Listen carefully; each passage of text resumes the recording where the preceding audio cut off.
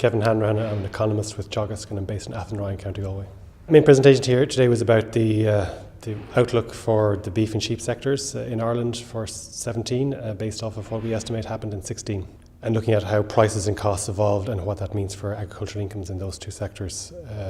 The estimate of how things have gone this year for both beef and sheep differ slightly. Prices for cattle have come down this year as compared to 2015 by about 5% for finished cattle, 7 to 8% for younger cattle types.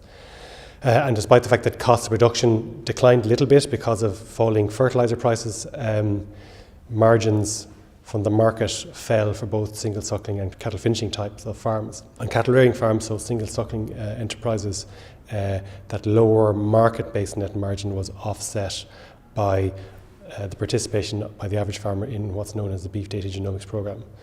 So for the farms that are cattle rearing that are in that programme, that'll offset the negatives of the price largely, and their incomes will be more or less stable this year. Cattle rearing farmers that for one reason or another are not in the Beef Data Genomics Programme, they will be at a disadvantage. They'll have seen the falling prices and their incomes will decline this year. And they'll be more or less in the same boat as cattle finishers who are seeing lower finished cattle prices this year, mitigated somewhat by falling costs, but overall their margins came back by around 4% this year on a gross margin basis.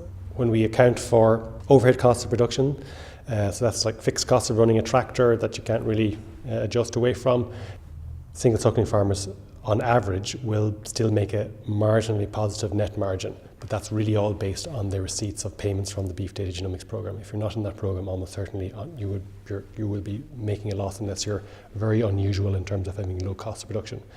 For the average finisher, cattle finishing farm, they're going to lose money, lose about €150 per hectare this year. Looking forward to next year, unfortunately from the perspective of Irish beef farmers, prices look like they're going to decline. And why are they declining? Economists would always say it's a combination of supply and demand, plus an extra little bit as a result of currency developments. We've come out of 3 years of growth in the European and the Irish cow herd, largely driven, but not exclusively driven, but largely driven by developments in the dairy industry.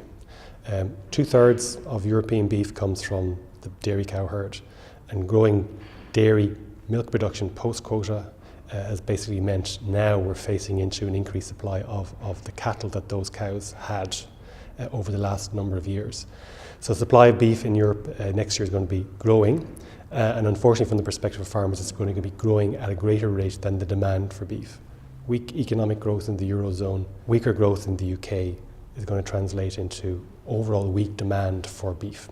And demand for beef that's growing, but not growing enough to absorb that extra beef production that's going to come onto the market. And as a result, prices will fall. Now, Ireland exports over half of its beef to the UK, and that dependence on the UK means that what happens to the sterling-euro exchange rate matters for Irish beef farmers and for Irish meat processors in terms of the profits they can make on shipments of beef to the UK.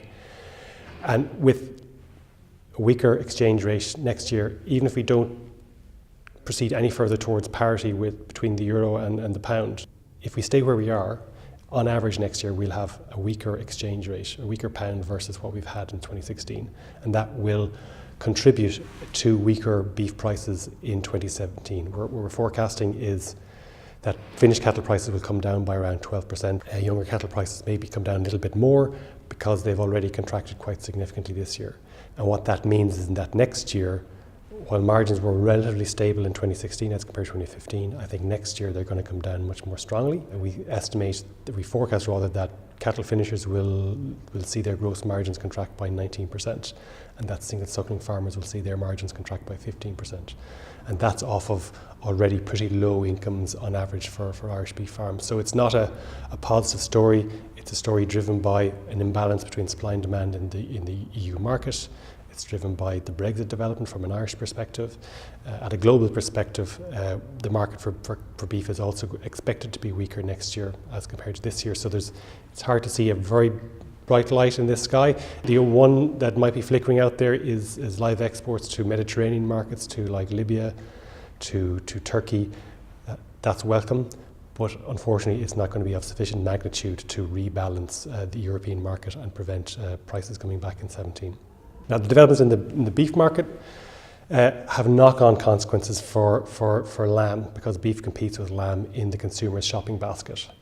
And despite the fact that next year we think that the world lamb price will increase because of falling production in New Zealand and Australia, who are the principal exporters at the global scale, and despite the fact that EU supply and demand for lamb is likely to be very stable, and the fact that beef prices are coming down by 10 to 12% in the European Union will mean that there will be competitive pressure on lamb prices, and we're forecasting that lamb prices will come back by about 5%.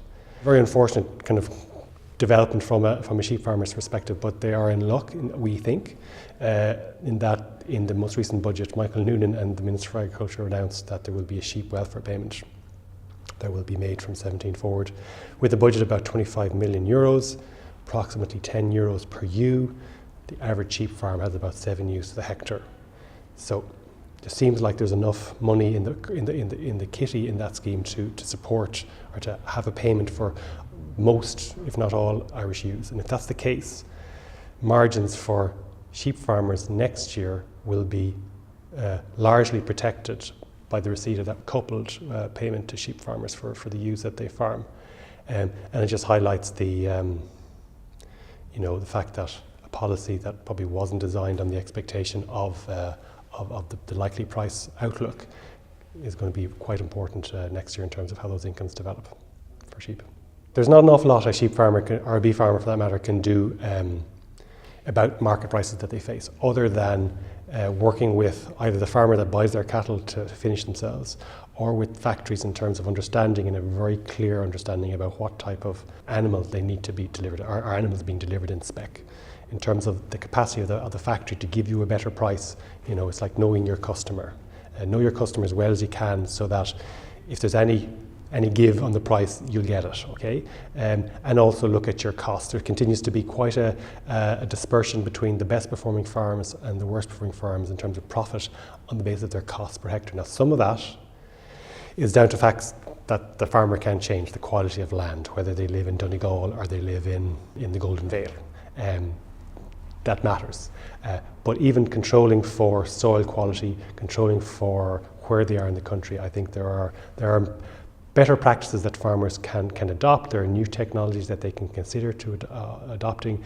They can get involved in discussion groups. There's always room to do things that you're doing a little bit better, and that should be able to improve your profit.